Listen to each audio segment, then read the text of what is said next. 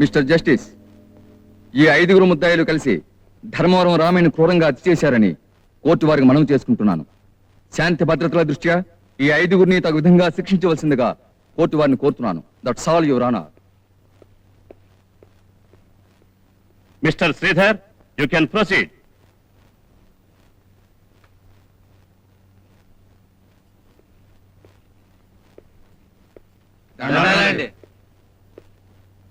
మీ పేర్లు? రామచంద్రమూర్తి అండి. సత్యమూర్తి అండి. దానయ్య అండి. గాంధీ అండి. శాంతారాం అండి. రామచంద్రమూర్తి, సత్యమూర్తి, దానయ్య, గాంధీ, శాంతారాం. ఈ పేర్లు వింటేనే నా ఒళ్ళు పులకరిస్తుంది. మీరు హత్య చేశారంటే ఎవరైనా నమ్ముతారా? నమ్మరండి. అవునండి, ఎవరో చంపేశారు, గిట్టని వాళ్ళు మా మీద కేసు పెట్టారండి. మాకేం తెలియదండి. సో మిస్టర్ జస్టిస్, ఈ కేసు క్లియర్ గా ఓపెన్ గా ఉంది. ఇందులో వాద ప్రతివాదాలకు, క్రాస్ పరీక్షలకు, సాక్షులకు, రుజువులకు ఏమాత్రం చోటు లేదు. వీళ్ళు చెప్పేదంతా అబద్ధం. వీళ్ళే హత్య చేశారు.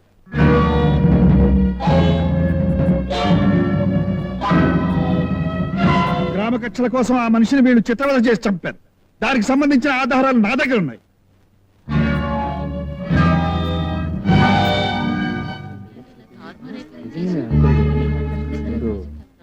Order, order, order.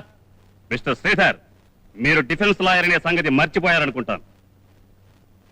నాకు బాగా గుర్తుంది మిస్టర్ జస్టిస్. నేను డిఫెన్స్ లాయర్ని అయినా నేను డిఫెండ్ చేయవలసింది లాను గాని నేరాన్ని, నేరస్తుల్ని కాదు. నేరాన్ని కప్పిపుచ్చాలని, న్యాయాన్ని కులాలని ప్రయత్నించే డబ్బు మదాన్ని కాదు. ఆ ఉద్దేశంతోనే ఈ కేసుకు సంబంధించిన ఆధారాలన్నీ మీ ముందుంచుతాను.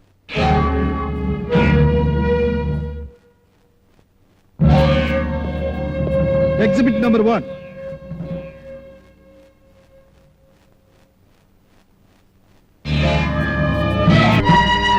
That's all your honour.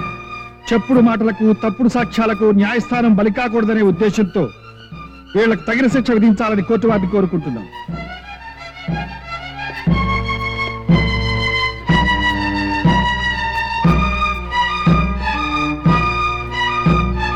ముద్దాయిలు 5 హత్య చేశారని మిస్టర్ శ్రీధర్ అందించిన సాక్ష్యాధారాల వల్ల రుజువైంది. ఈ ముద్దాయిలు 5 14 సంవత్సరాలు కఠిన కారాగార శిక్ష విధించడమైనది.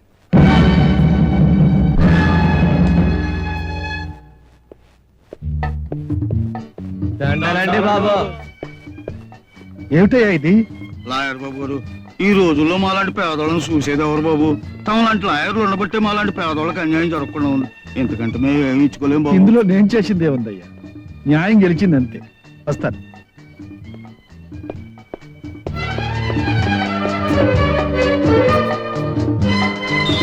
బాబు, ఏమిటి బాబు ఇది? ఈ దండ డ్రైవర్ చిరంజీవి కాదు, నాకు జ్ఞానోదయం కలిగించిన వెలుగుకి.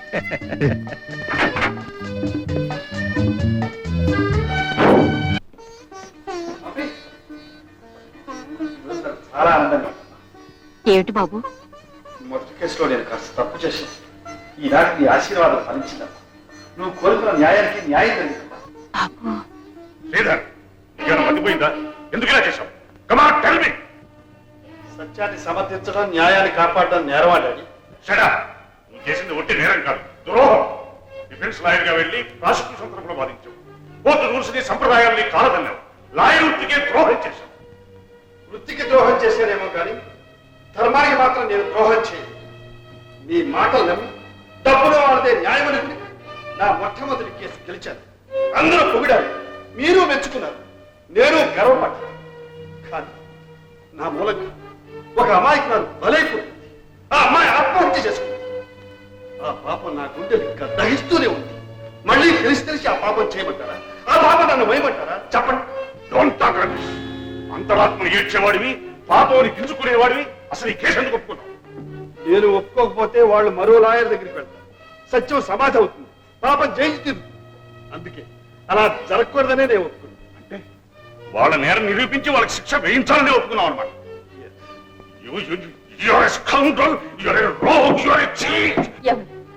ఎందుకండి వాడిని అంతంత మాట్లాంటారు?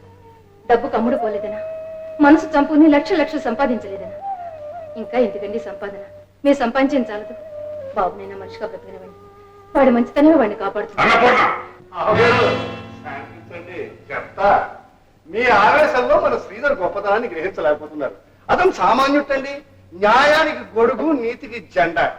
చెప్తా, నా కేసు ఓడిపోయింది, ఓడిపోవాలి, మరి న్యాయం గెలవాలిగా. మరి బాబు, బుద్ధుడు పుట్టిన దేశంలో పుట్టిన వాడిగా నువ్వు చేసిన పని మనసారా అభినందిస్తున్నాను. చెప్తా. ఇంతవరకు మీరు చెప్పేది చాలు, ఇక నేను చెప్పేది వినండి. చెప్తా. మీరు ఇచ్చిన 2 లక్షలు గుమాస్తా దగ్గర ఉంది, తీసుకెళ్ళండి. ఇంకెప్పుడు అన్యాయాన్ని వెనకేసుకొచ్చి గడప తప్పకండి. వెళ్ళండి. శ్రీధర్ బావగారు, చెప్తా. అక్కయ్య, చూసావమ్మా, ఆ 2 లక్షలు నాకు తిరిగి వాపసు ఇస్తాట.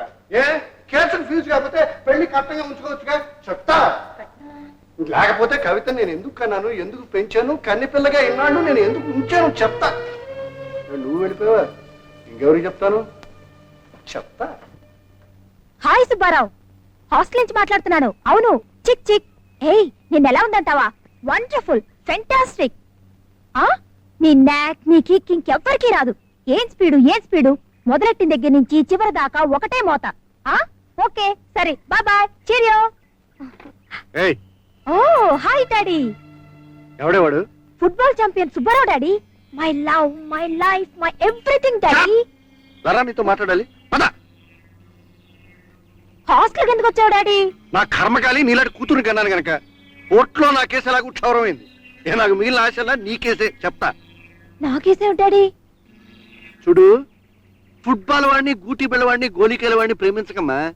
8 కోట్ల ఆస్తి, 4 బిల్డింగులు, 2 కొబ్బరి తోటలు, మామిడి తోట.